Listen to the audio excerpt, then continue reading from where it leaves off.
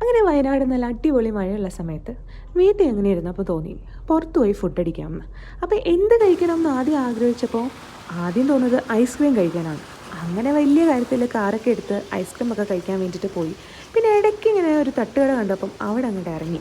ഈ കായസ് ബിരിയാണി അതാണ് കേട്ടോ തട്ടുകടയുടെ പേര്.